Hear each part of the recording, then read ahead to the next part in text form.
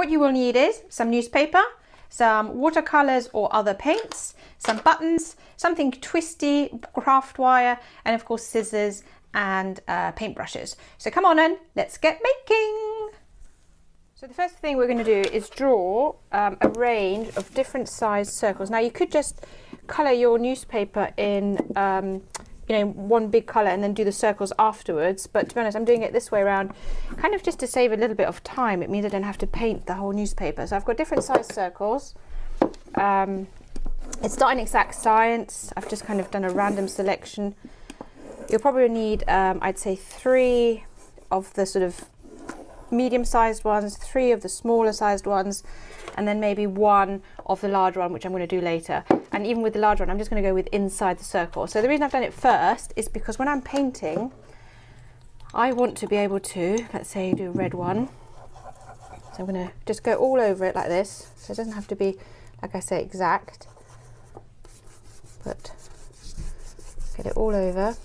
So it's got a nice bit of colouring. And then, this is why I did the circles first, not afterwards. I want the edges of my circle to have a bit more colour. And again, like I say, it's not a must. You can just do any old colour and then cut it out. It'll still look nice. But this is what I'm going to do on my ones, is just give the outside of the circle a bit more colour. And I'm going to repeat this in lots of different colours. And then once they're dry, we're going to come back and do the next step.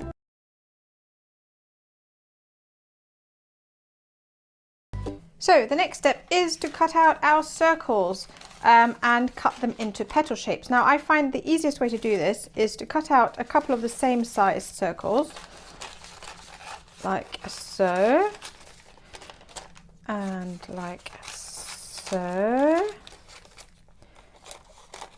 In fact, you can do a few of them all at once. We're going to cut them all at the same time. That sort of saves you a bit of time. Now remember, because this is newspaper and you've used watercolours, it will come off on your fingers a little bit, so you're going to end up with slightly mucky fingers, but that's okay. So now you roughly line them up. It doesn't have to be an exact science. This one's a bit smaller. It's all right. Here we go. We can always trim it at the end. Get them roughly lined up and then cut wiggly lines like so. Don't cut too much.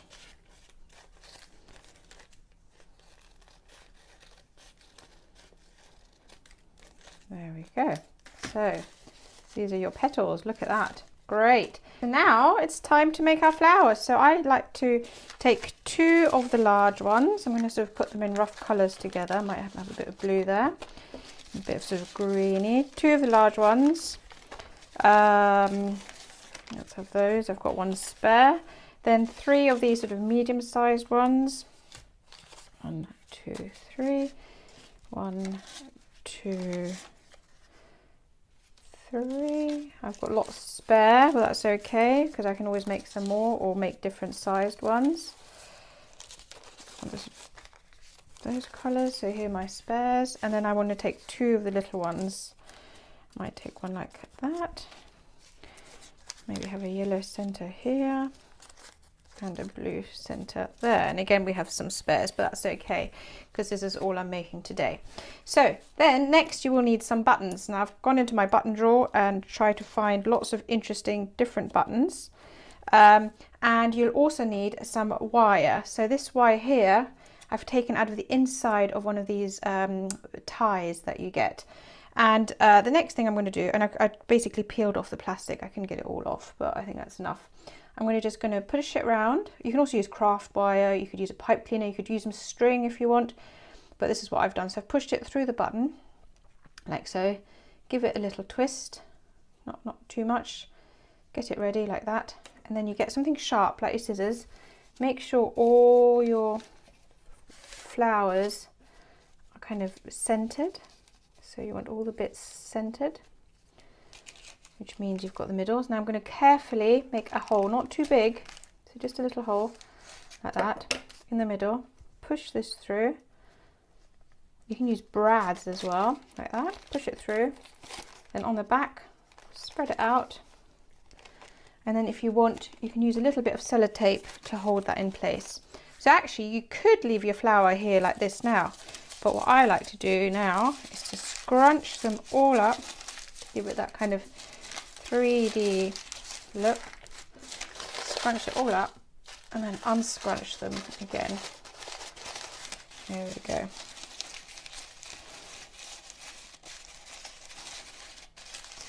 And there you have your very easy flower.